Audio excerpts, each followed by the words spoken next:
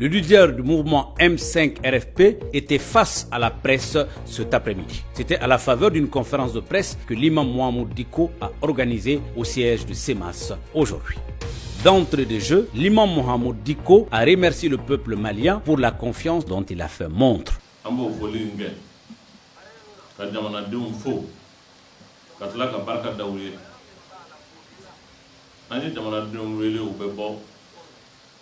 O ye danaya de ala ye danaya min do an n'u cɛ n'o tɛ wari t'an bolo sanu t'an bolo foyi wɛrɛ t'an bolo k'an b'o di wa anw ka jamana in to jamana fana ye dɛ non anw ka jamana in to ye natabaya jamana tɛ maa mun t'u yɛrɛ don o jamana tɛ nin jamana in ye i bɛ diɲɛ bɛɛ lajɛlen kɔlɔsi partout dans ce monde là diɲɛ bɛɛ i bɛ maaw ye u bɛ bɔ dɔrɔmɛ kelen walima dɔrɔmɛ fila k'o farala buru sɔngɔ kan maaw bɛ wuli u ka président nɔfɛ u b'a bin mais anw ka jamana in tɛ bɔ abada k'a fɔ ko kɔngɔ b'an na jamais i t'a ye maliyɛn ka bɔ k'an ma buru sɔrɔ wala an ma nin sɔrɔ ayi anw bɛ bɔ de tuma min n'an danbe n'an yɛrɛ kun n'an ka hɔrɔnya n'an ka dignité n'o menacera waati min n'i ye maliyɛn kɔɔri a bɛ wuli ka jɔ a sen kan yan de ye Tombouctou ye yan de ye Djéné ye yan de ye Nioro ye yan de ye a caman ye i tɛ se ka min énumérer k'a ban c'est ici le Mali c'est ce Mali dont il s'agit o min n'a bɛ bisibasa la bi a bɛ lingilanga la bi o Mali in de ko don. Le Mali ne mérite pas ce sort. On va wuli ka jɔ ka kulekan bɔ ka tila ka kulekan bɔ dɔwɛrɛ tɛ o le Mali ne mérite pas ce sort. Ton si wulila bɛɛ wulilen do k'i jɔ mun do jamana c'est la patrie qui est en danger c'est jamana l'existence même du Mali Mali yɛrɛ o de bɛ ɲini ka tunu. L'imam Dicko a répondu également à la question de la motivation de ce mouvement. Ils ont ignoré le peuple. Parce qu'il faut le dire. Il a fallu que vous regardez donc à vos codes au Sénat ça. Ma hakilima wara u ka donc à vos codes au Sénat pour que parler que atigila mouri ou sur la kabo. Ka kuma kan fo kuma kan mi tiɲɛ la jama in bonya bɛ yɔrɔ minnu kumana olu yɛrɛ tɛ mɔgɔw ye ko ne b'u dɔgɔya o tɛ ne tabiya ye nka kuma min fɔra. Qu'est-ce que l'imam Mohamed Dicko pense de la main tendue du président Ibrahim Boubacar Keïta? La main tendue. Ni main tendira wa? Ama tendu? Non. Ni ibolo samana ni ya tandi o yekeleya et puis on tend la main à quelqu'un qui est loin de vous et quand faut y dala yere ka faut que je tends la main ça veut dire que le peuple est loin de toi tu n'as pas besoin de tendre la main à quelqu'un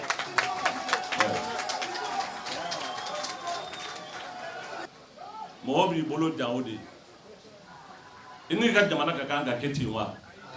ini ka jamana denw ka kan ka keten wa tuma bɛɛ lajɛlen fo mɔgɔw ka wuli ka kule ka jɔ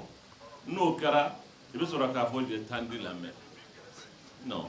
À la question de savoir pourquoi le mouvement doit continuer impérativement, l'imam Dicko. Je crois que kulekan ye a ma faamu hali bi a ma faamu malheureusement. Jamana 75% du territoire est à contrôler. Attaque de Halimim Bekala. Bon, avec Faragnon là, on va réformer, on va découper, vous allez réformer un pays que vous contrôlez. Un pays que vous ne contrôlez pas, qu'est-ce que vous allez réformer dedans? Mais on nous distrait. On fantôme, à secteur au secteur niata. Compartiment fond fait jamana ngono ni ya kelengelen da yoro kelen dala ibise ka fo ambe ni wati na ni ngoni jongwala ni yoro kafsa aben. La dernière question est la plus importante sur le maintien de la manifestation du vendredi 19 juin, l'imam Dicko. Madaila Karim Madaila Pou o kafsa ndarila ntlala katigila o de ka duguni fembe. Donc on ga jamana ye dambe jamana de nandarila ambe dila ambe nga kana son mo ka tigila de tigano ni mo tigila a chemainda on n'est pas des sauvages ani mo be kuma wa nga jamana yanta chikoy ay il faut que o ka don ka fo ko an ngani jamana ni ala sona an bolo ta chi an te faram ma ka chi wa un te so aka chi anyana non mamun ni andarula ka jamana na kono fem bela gelenta ka duma no tigla mo ulu ye jamana burja ka kiri burja secteur te jamana kono bi min na te kashinye ji flala mais ni jamana ci radio wu ya ci ni jamana de dusu wulila u ye ko kebel ke jon nana nayi c'est Dicko ngonam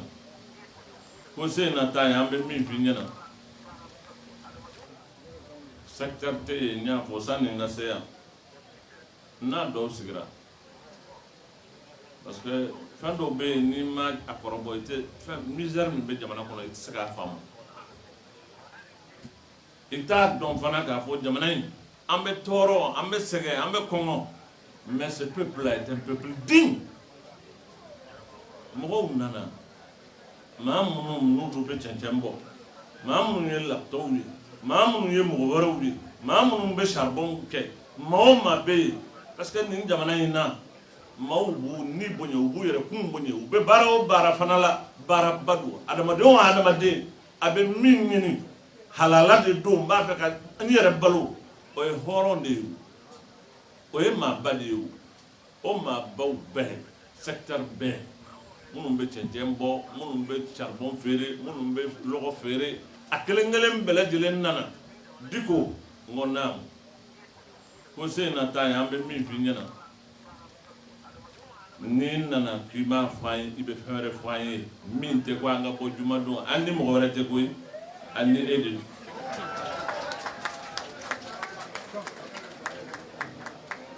wallahi hunna na fo yete we afo yete na bori da kono seina kante bo ay andi be kate andi edel ko wonya to alama. Ça veut dire que ni ala sona ndale mbala jamana ni chena muso adem janna ma koroba horo yani dambe beka kana jamana ni dembe ka kan ola e boli inte kele mangante woyote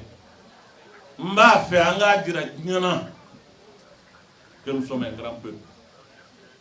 issu d'une grande nation ambora fembala ode anga bo jogola min be lakali